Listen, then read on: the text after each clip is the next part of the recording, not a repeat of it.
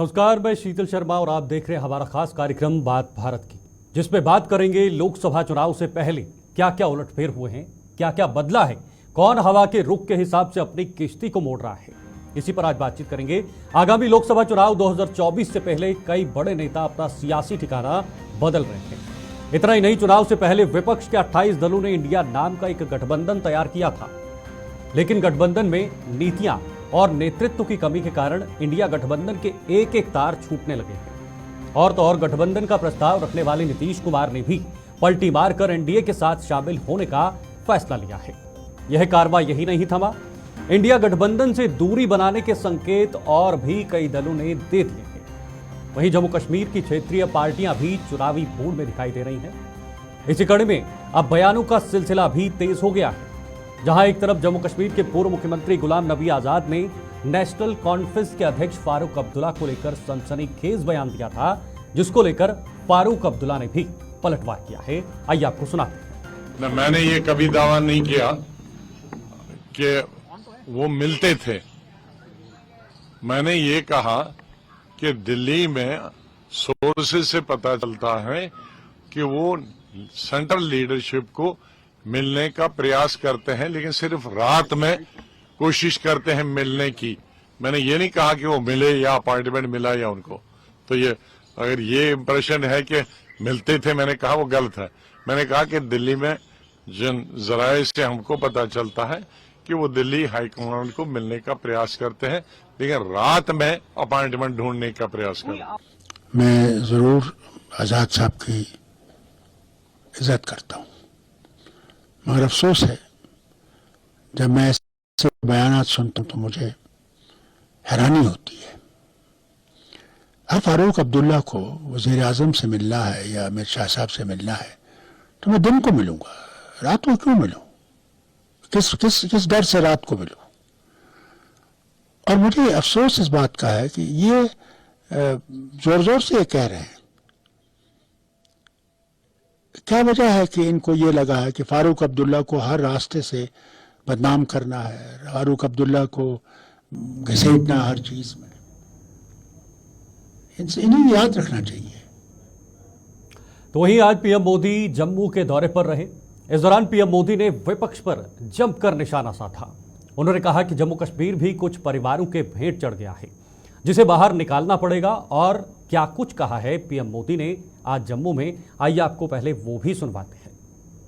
बर्बाद की राजनीति करने वालों ने हमेशा सिर्फ अपना स्वार्थ देखा है, आपके हितों की चिंता नहीं की है।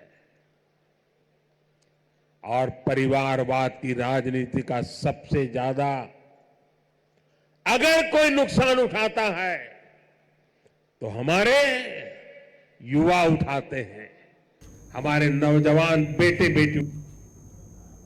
तो चलिए, इस वक्त हमारे साथ आज के कुछ खास मेहमान जुड़ गए हैं। आज हम चर्चा करेंगे कि आखिर इंडिया गठबंधन जो सरकार के खिलाफ बनाया गया है, आखिर उसके एक एक तार क्यों छूट रहे हैं, और साथ ही साथ जम्मू कश्मीर की सियासी गलियारों में चर्चाएं भी तेज हो गई हैं। खासतौर पर गुलाम नबी के आजाद के बयान के बाद अब फारूक अब्दुल्ला ने उसका जवाब दिया है, और साथ ही साथ प्रधानमंत्री का आज जम्मू दौरा है, और उस दौरे के दौरान प्रधानमंत्री मोदी ने यहाँ के कुछ परिवारों पर कड़ा प्रहार किया है। इसी पर चर्चा करेंगे, क्योंकि हमारे साथ कुछ खास मेहमान जुड़ गए हैं। संतोष दुबे जी हैं, बीजेपी नेता हैं, हमारे साथ जुड़ गए हैं। बहुत बहुत स्वागत है आपका संतोष जी हमारे साथ जुड़ने के लिए। कार्तिकेय सिन्हा कांग्रेस प्रवक्ता है, वो भी हमारे साथ इस वक्त जुड़ गए हैं। और तीसरे हमारे मेहमान हैं राकेश सिंह परमार जी, वरिष्ठ पत्रकार हैं, वो भी हमारे साथ इस वक्त जुड़ गए हैं। सबसे पहले कार्तिकेय जी आपके पास आना चाहूंगा। कार्तिकेय जी, जरा समझना चाहेंगे कि आखिर इंडिया गठबंधन में क्या तकरार है और क्या चल रहा है उसके अंदर खाने में, आखिर वजह क्या है इंडिया गठबंधन के टूटने की?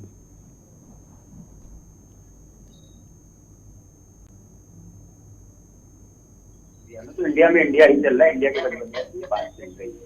और शायद यही नतीजा है कि जब भारतीय जनता पार्टी कोई पार्टी अलग होती है, या भारतीय जनता पार्टी अपनी डूबती नाव को बचाने के लिए किसी अन्य पार्टी का सहारा लेती है। उदाहरण के लिए पवन कल्याण का तेलंगाना, आंध्र, अभी हाल में जेडीएस का कर्नाटका में, कि आने वाले भविष्य में जो कोशिश कर रहे हैं कि टीडीपी और अकाली दल पंजाब में आ जाए, टीडीपी आंध्र प्रदेश और तेलंगाना में आ जाए। इसलिए बार बार इंडिया गठबंधन की बात थी। इंडिया गठबंधन जो मुद्दे की कॉमनवेल्थ प्रोग्राम की बात कर रही थी, जो जनता के सहूलियत के जो मुद्दे थे उसको लेकर के आगे बढ़ रही है, उसी तरीके से बढ़ रही है। लेकिन सर आपकी कमी कहां पर रही? क्या आपके नेतृत्व नहीं है? क्या आपके पास नीतियां नहीं है जिस वजह से एक एक करके निकल रहे हैं?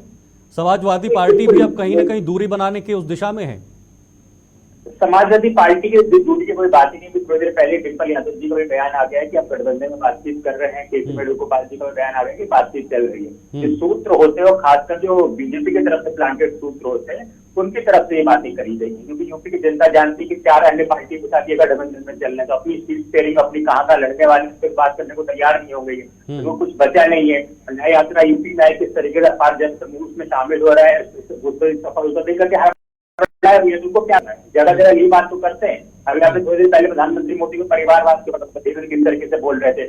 आप यूपी में जिन पार्टियों को देखिए जिनके साथ है उनका परिवारवाद देख लीजिए, महाराष्ट्र में जिनके साथ है उनका परिवारवाद देख लीजिए। कार्तिकेय जी, इंडिया गठबंधन की टूट के पीछे भी कांग्रेस को एक वजह माना जा रहा है।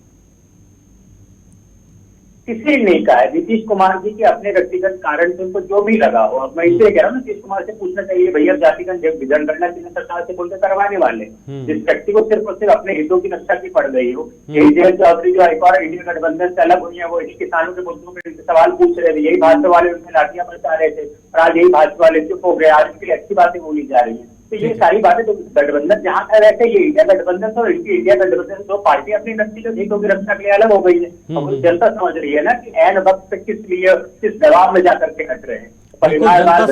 जनता सब समझ रही है, तभी जाके एक एक पार्टी जो है वो इंडिया से छोड़ रही है, छूट रही है। संतोष जी के पास चलते हैं। संतोष जी, आपसे यही जानना चाहूंगा कि इंडिया गठबंधन एक एक करके छूट रहा है, इंडिया गठबंधन जो है वो खाली हो रहा है। दूसरी तरफ बीजेपी ने 400 पार का नारा दिया है। आज प्रधानमंत्री मोदी ने भी जम्मू का दौरा किया, जम्मू कश्मीर का दौरा किया और जम्मू कश्मीर में भी परिवारवाद पर जमकर निशाना साधा है।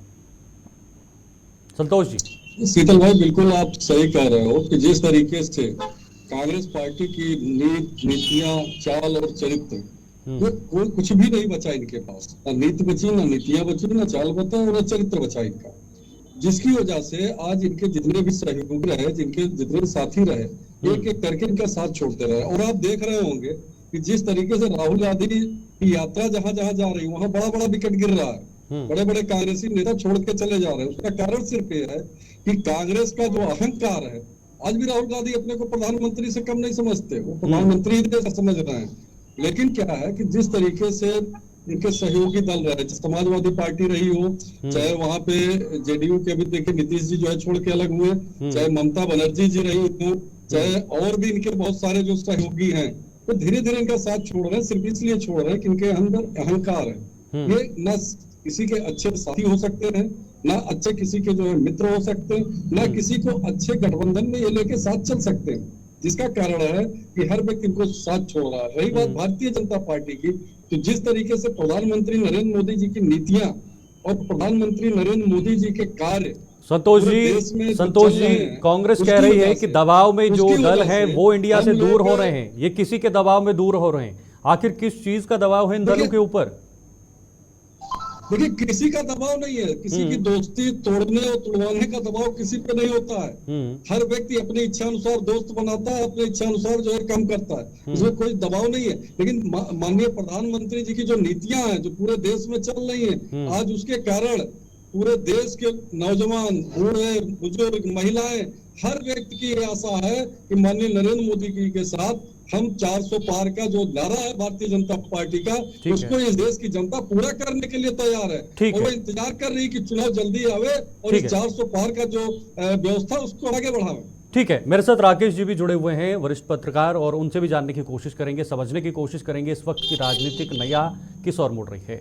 संतोष जी, राजनीति कहां पर है इस वक्त देश के अंदर? क्योंकि लगातार जो नेता हैं, बाकी जो नेता हैं वो बीजेपी की तरफ रुख कर रहे हैं, चाहे वो इंडिया अलायंस की बात करें या बाकी अन्य दलों से जो अपनी पार्टियां हैं वो छोड़कर बीजेपी की तरफ रुख कर रहे हैं। वजह क्या है? कांग्रेस के जो नीतियां हैं वो काम क्यों नहीं कर पा रही हैं? क्यों कांग्रेस सभी जो एकजुट पार्टियां थी, जो एकजुट हो रही थी विपक्षी पार्टियां, उनको एक साथ एक समूह में बांधकर नहीं रख पा रही है? वजह क्या है? तो चुनावी लाभ है, लोग देख रहे हैं कि जीत की आशंका कहां पर है, वहीं पार्टियां जा रही हैं। वर्तमान नेतृत्व जो राजनीतिक परिदृश्य है उसमें देश हित किसी का मतलब की बात नहीं है, देश हित किसी के एजेंडे में नहीं है, स्वहित है। अगर मुझको लगेगा कि मैं एनडीए गठबंधन के साथ जीत की उम्मीद ज्यादा रखता हूं तो मैं एनडीए में जाऊंगा। अगर मुझे लग रहा है कि मैं यूपीए जो कि अब इंडिया गठबंधन हो गया है, अगर वहां लगेगा तो वहां है। यह निसंदेह है कि अभी मोदी का गठबंधन हावी है, जहां मोदी है वहां जीत की गारंटी है। जयंत चौधरी इसीलिए समाजवादी पार्टी की मदद से राज्यसभा में आए और लोकसभा में उन्हें लगा कि अगर 3 की जगह 30 सीट भी लालू प्रसाद मुलायम सिंह उनको दे देते हैं, जितना एक को भी नहीं है, इसलिए अगर 2 सीट भी भाजपा दे रही है तो जीत की गारंटी है। वो इस वजह से कम 2 सीट तो जीत जाएंगे, आ रहे हैं। देखिए, चुनाव पूर्व आना जाना अब महत्वपूर्ण रहा ही नहीं, चाहे वो कितना हो बड़ा से बड़ा आदमी इधर आ जाए या उधर आ जाए। अगर मुझे लग रहा है कि मुझे कांग्रेस शायद टिकट ना देगी, मैं भाजपा में चला जाऊंगा। अगर भाजपा को लग रहा है कि मुझे लग रहा है कि टिकट ना दी तो मैं सपा में चला जाऊंगा, क्योंकि विचारधारा अब किसी का रहा नहीं। ठीक है, राजनीति में सिर्फ एक ही चीज देखा रहता है, एन केन प्रकेण जीत, जीत और जीत। अगर ऐसा नहीं होता जी तो मिली राकेश जी, आपसे एक बात क्लियर करना चाहूंगा। जो दबाव की बात की जा रही है, जो विपक्षी पार्टियां ये कह रही हैं कि दबाव की वजह से जो है वो इंडिया गठबंधन टूट रहा है, ये दबाव किसका है, किस आधार पर है, वाकई में है या नहीं है, ये थोड़ा सा मैं आपसे समझने की कोशिश करूंगा। देखिए, हमारे पर कोई दबाव नहीं, आप पर कोई दबाव नहीं है। अगर आप बेईमानी करेंगे, चोरी करेंगे, भ्रष्टाचार करके माल जमा करेंगे तो आपको तो रात भर नींद नहीं आएगा। चोर कहाँ रात में सो पाता है? जिसको चोरी किया हुआ है उसको नींद आती है। तो अगर आपने चोरी किया है तो आप पर दबाव होना ही चाहिए। और अगर आप दबाव से सरेंडर कर रहे थे, बहुत अच्छी बात है कि वर्तमान सरकार दबा रही है। मैं तो चाह रहा हूँ उसका सत्यानाश कर दे जिसने भ्रष्टाचार किया, सिर्फ दबाव किया, हमारे ही पैसा लूट कर दबाव किए हैं। और जहां तक रहा दबाव की, कांग्रेस के जमाने में दबाव नहीं था, कोर्ट को कहना पड़ा कि ये तो पिंजड़े में बंद, उससे बड़ा टिप्पणी किसी का नहीं हो सकता। लेकिन राकेश जी, इंडिया गठबंधन की टूट के पीछे, इंडिया गठबंधन की टूट के पीछे कांग्रेस को जिम्मेदार क्यों ठहराया जा रहा है, वजह क्या है? नहीं, कांग्रेस को जो आप मेरे से पूछ रहे हैं, जी आपसे राकेश जी। देखिए, कांग्रेस के जिम्मेदारी की एक वजह है फिलहाल क्या है कि 2 चीजें कांग्रेस के साथ है। प्लस पॉइंट है कि अभी भाजपा से भी ज्यादा राष्ट्रीय आधार पर कांग्रेस है, बेशक संख्या कम हो। देश के एक कोने से दूसरे कोने में कांग्रेस का कार्यकर्ता मिल जाएगा, लेकिन देश का भी बहुत ऐसा भाग है जहां हो सकता है लोग प्रधानमंत्री के नाते मोदी को जानते हो, लेकिन राजनीतिक दल के नाते भाजपा को नहीं जानते। यह कांग्रेस का प्लस पॉइंट है। और माइनस पॉइंट है कि अभी तक कांग्रेस वो दादाजी वाला हाथी लेकर के घूम रहे हैं, वो जो चैन जिसमें दादाजी हाथी बांधते थे, अपना कंधा टूट रहा है उस चैन के दबाव में। ठीक है, जिस दिन वो हाथी वाला चैन गर्दन से उतर जाएगा, उसी दिन कांग्रेस समझ में आएगी कि किससे किस तरह की बात करनी चाहिए। ठीक है, वर्तमान कांग्रेस नेतृत्व अपने आप को पंडित जवाहरलाल नेहरू वाला कांग्रेस मानता है, इंदिरा जी वाला कांग्रेस मानता है, राजीव गांधी वाला करिश्मा मानता है, और स्वयं में कुछ नहीं है। ठीक है, कार्तिकेय जी आपसे जवाब लूंगा। जी वापस लौटूंगा राकेश जी। तीसरा बड़ा कारण वापस लौटूंगा और तीसरा बड़ा कारण है आपका संगठन पर से उतरता कंट्रोल। ठीक है, आपका कंट्रोल रहा नहीं। ठीक है, जहां जहां आपने कंट्रोल करने का प्रयास किया, पंजाब आपसे छूट गया, ठीक है, आम आदमी पार्टी आपसे टूट गया। यह सब चीज देख के जब तक कांग्रेस नहीं करेगी तब तक कांग्रेस का जनाधार वापस नहीं आएगा। ठीक है राकेश जी, रोकना चाहूंगा क्योंकि एक छोटे से ब्रेक का वक्त यहां पर हो चुका है। कार्तिकेय जी, ब्रेक के बाद आपसे जवाब लूंगा, आप हमारे साथ जुड़े रहिएगा। पहले यहां पर वक्त एक छोटे से ब्रेक का है, ब्रेक के उस पार चर्चा जारी रहेगी।